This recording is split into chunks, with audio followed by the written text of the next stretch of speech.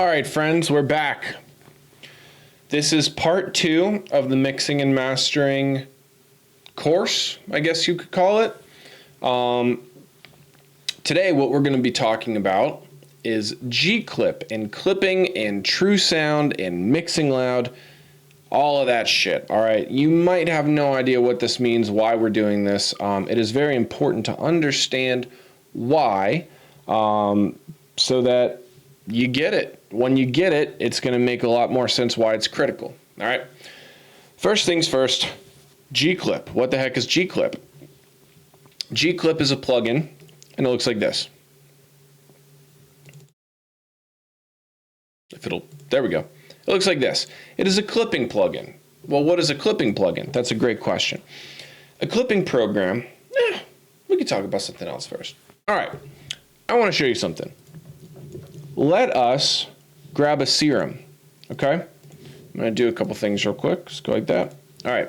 First of all, let us agree that this channel is going directly into the master, okay? There's no group above it. This group up here is, this is not within that's hierarchy. So this channel is going straight into the master, okay? So I'm going to throw in a serum, play a couple notes, all right? Send that back to 0. Play a couple notes, all right? And as you could tell, this little green meter right there is going up, but it's not quite touching the top. It's in the negative decibel zone. Well, why is it negative? It's making sound. Isn't sound positive decibels? In the physical world, yes. In the physical world, sound is in positive decibels because it's actually producing physical sound that can be measured and technically I believe can reach infinity. I don't know that there is a level to the maximum loudness that can be reached. However, in the digital workspace, there is a level, and it is the digital threshold, okay? And that is 0 decibels. I believe that's the proper terminology, digital threshold. If it's not perfect, then it's at least good enough for this. All right, so what does that mean? So as I'm playing that synth right there, I can see that it's peaking a little bit over like negative 12 decibels, all right? So that's what does that mean? You can't measure that as sound. Like negative 12, that's like not even real. It's not real. It is real. And it's a way of identifying how far away from maximum loudness we are. Because like I said, 0 is maximum loudness. But you're going to say, but wait a minute. I can make it go past that. Watch this. Look at that. We're now over that line right there. We're over 0. It's red. It's clipping.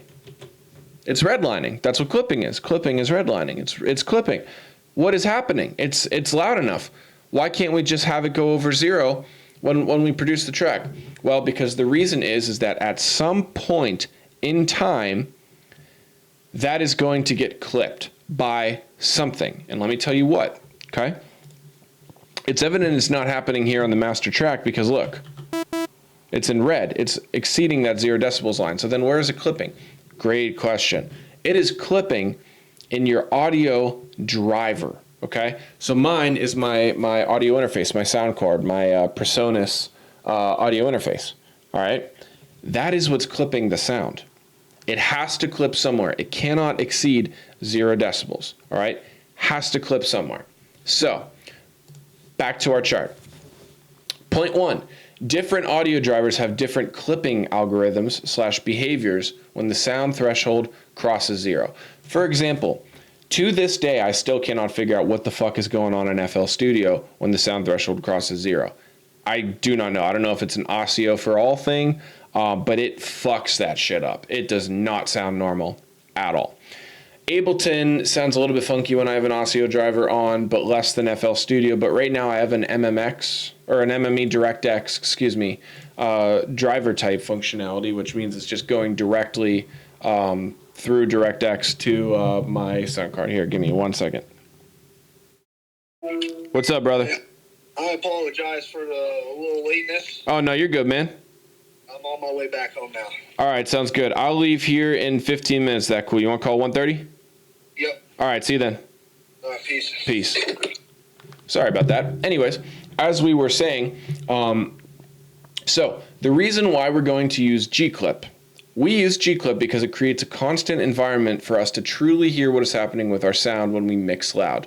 We use G-Clip to clip because it's constant. We can use it cross DAW, cross situation, whatever, and it's the right thing to do. It's going to be happening anyway. If it's being clipped by our audio device's algorithm, okay, why don't we just clip it with G-Clip before it reaches that point, okay? That way, there's no fatal errors being made. We're all good, and we can then, after clipping occurs, we can accurately monitor what is going to happen in the mastering segment. That's over here, but that's yet to come, okay?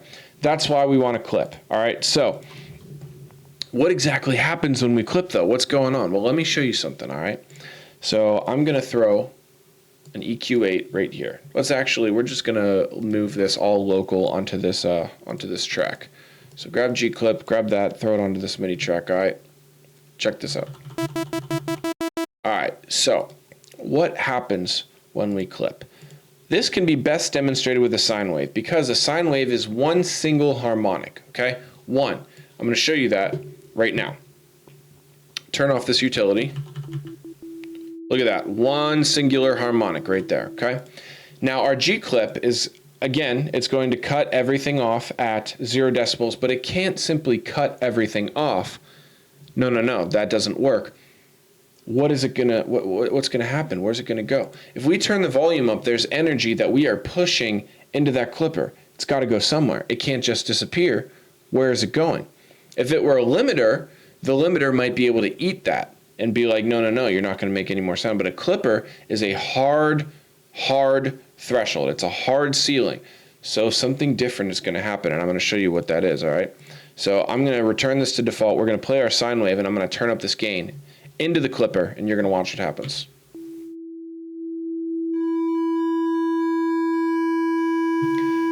What happened? So as the harmonic achieved maximum loudness, meaning that harmonic got as loud as it could up to that 0 decibel threshold, after it surpassed that threshold, all that energy needed to find somewhere else to go, okay? And where did it go? It started manifesting, started manifesting as harmonics throughout the frequency spectrum, okay? So essentially we turned our sine wave into more of a saw wave because we squished that round top that it has and flattened it. I wish I had a, I wish I had a, like a frequency spectrum analyzer, not like a frequency, not like this, but like an actual, or a frequency analyzer rather. I wish I had one of those because I could show you exactly what's happening to the waveform. But that's okay. Regardless, this is more important of the takeaway from it. So all sounds are going to do that. So even if I change this back to a saw wave, let me go like this, basic shapes. Okay. Oops. It doesn't sound as apparent, but there's still harmonics being produced from this sound, okay? And that's going to be true for all sounds that get fed into the clipper. So when we're trying to make sounds loud in our track, there's going to be the introduction of harmonics. Back to the slide. Clipping creates harmonics, the energy needs to go somewhere, that's what I just said, right? Now, we want to make sure that these harmonics aren't overbearing and our mix still sounds clean, okay? If you go too hard, the harmonics are going to sound overbearing. It's going to sound like too much. Not good. That's not what we want, okay? If it sounds like too much, that's when our track sounds distorted and shitty. However, we can have some harmonics be introduced and we won't even be able to tell because there's other stuff going on in the track and they're not overbearing. That's when our mix sounds clean, okay? So, another reason why we clip. When we clip, we are able to mix loud. We are able to use a reference track that is fully mastered, and we are able to use that reference track to match our sound's volumes comparatively to that track. And when we do that with a proper mix down, or even without a proper mix down, I should say, when we do that, it will become immediately apparent what problems are in the mix. So for example, if I'm clipping, let's move this all back onto this master chain. For example, I have an audio channel right here, and I'm going to turn that off. We don't need that right now. That's from a previous example. And we're going to put in a kick sample. Now I put in this kick sample, and then I put a utility, and I'm going to start to turn this up, and we're going to watch what happens. So as you could tell, we are exceeding the 0 decibel threshold on our channel meter. But again, the hierarchy, this is going to the master channel. And as you can tell, it's getting cut off right there. Why? Because of the G clip. Well, what's happening in here? It's getting squashed up against there. Now, in the context of a mix, the harmonics that are being introduced from this sound clipping might not be so bad. On its own, it's a little bit apparent. Let's keep pushing it though. That's definitely overbearing. That is excessively blown out. That's too much. When we clip our sound and we mix true sound with the clipper, again, you catch where I'm going here, we can identify that this is too much and start to dial it back. That same thinking goes into all the other sounds as well, okay? It's easier to identify where the problems are when you're clipping rather than if you produce quiet and then try to make it loud later. That's just making all sorts of shit fucked up, okay?